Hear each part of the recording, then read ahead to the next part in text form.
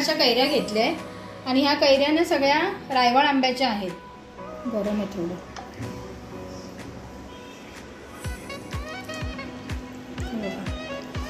या पद्धतीने आपल्याला ना थंड थंड पिण्यातच मजा असते, म्हणून मी पहिला बर्फ टाकलाय.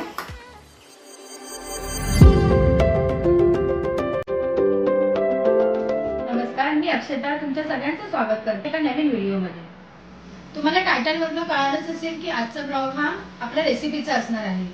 तर ती रेसिपी आंबट गोड असं कैरीचं पन्ह आहे. लास्ट टाइम मी आंब्याचं रायतं बनवलेलं आणि त्याला तुम्ही खूप छान प्रतिसाद दिला. तर आताची रेसिपी तुम्हाला दाखवणार आहे करून ते आंबट गोड कैरीचं पन्ह. या बघा, मी या पन्ह्यासाठी ना अशा कैऱ्या घेतल्या आणि ह्या कैऱ्या सगळ्या रायवळ आंब्याच्या आहेत. या बघा, या अशा कैऱ्या घेतल्यात मी आणि ह्या कैऱ्या कडकच पाहिजे, नरम नाही पाहिजे, मग ते व्यवस्थितपणा होत नाही त्याचं. त्या कैऱ्या माझ्या गावावरून आणलेल्या आहेत. आईशाच्या गावी गेलेले ना, तर ती लोक इथं घेऊन आलेली. तर बरेच आहेत कैऱ्या, त्यातले मी एवढेच घेतलेत. त्या पण मी एवढ्या कैऱ्या घेणार नाहीये, फक्त तुम्हाला दाखवायला म्हणून त्या कैऱ्या घेतल्या. मी 5-6 कैऱ्याच घेणार आहे त्यातल्या. तर चला, तर आपण मग सुरुवात करूया आपल्या रेसिपीची. तर ह्या कैऱ्या मी स्वच्छ धुवून घेतल्या आहेत आणि मी आता या कुकरच्या डब्यात ना ते उकडत ठेवणार आहे.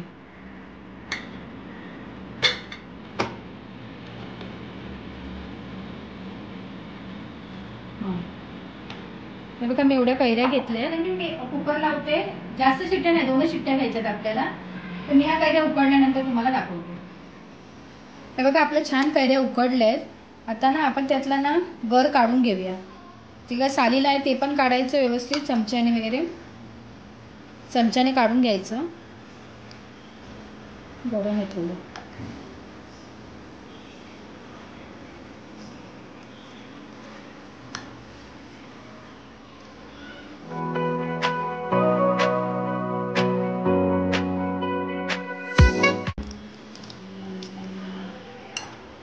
थोडं ना गरम आहे,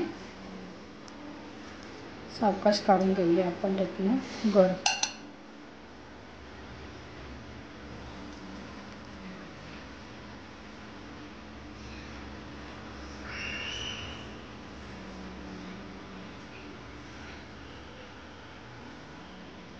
हे बघा, या पद्धतीने मी सगळ्या आंब्यांच्या कैऱ्यांच्या साली काढून घेते.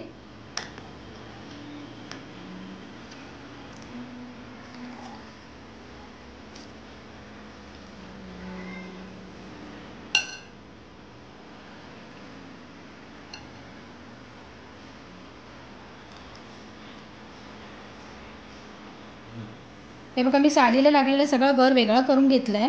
आता जो ह्या कोयला आहे ना, तो पण ना असं व्यवस्थित प्रेस करून घ्यायचा आहे, चांगला स्मॅश होईल म्हणजे. हे बघा, या पद्धतीने ना सगळ्या कैऱ्यांचे आपण कप्पल वेगळा करून घेऊया.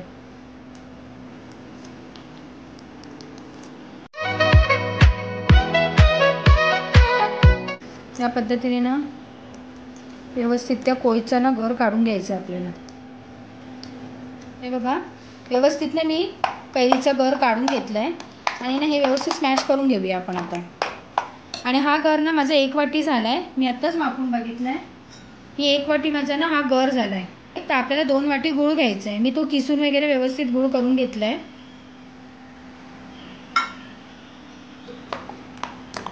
तो आता आपण गुळात मिक्स करूया.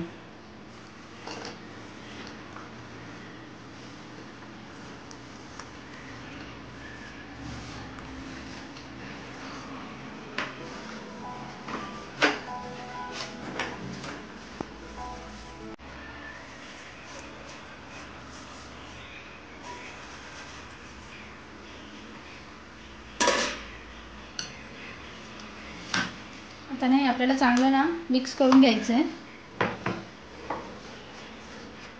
हे आपल्याला आता व्यवस्थित ना एकजीव करून घेऊया आपण.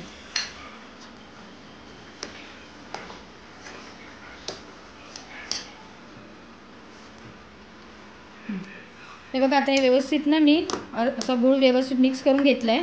पण ना तो आपल्याला मिक्सरमधनं काढून घ्यायचा आहे, कारण ह्याचे कसे ना म्हणजे गुठळे राहतात ना कैरीचे, ते व्यवस्थित ना मिक्सरमध्ये स्मॅश होतील.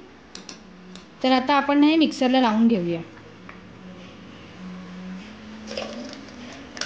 आपलं कैरीचं पण आता रेडी झालंय. ते सर्व कसं करायचं ना ते मी तुम्हाला आता दाखवते. ते आपल्याला ना थंड थंड पिण्यातच मजा असते, म्हणून मी पहिला बर्फ टाकलाय.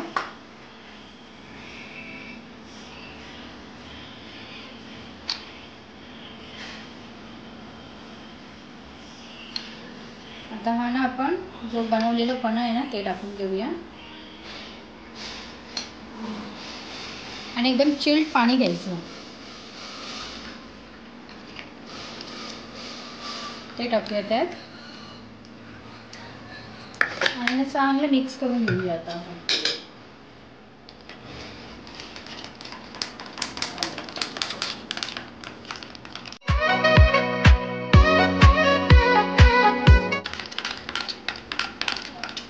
आपलं पन्ह बनवून रेडी झालंय आणि दिसतंय पण बघा असं अगदी टेम्पटिंग, आणि आयुषने टेस्टही केलंय, छान झालंय म्हणायला. तर तुम्हाला ही जर रेसिपी आपली आवडली असेल तर या रेसिपीला लाईक करा, शेअर करा आणि कमेंट करा. जर चॅनलवर नवीन असाल तर सबस्क्राईब करायला विसरू नका. चला पुन्हा आपण असंच भेटू एखाद्या नवीन व्हिडिओमध्ये. तोपर्यंत take care and bye bye.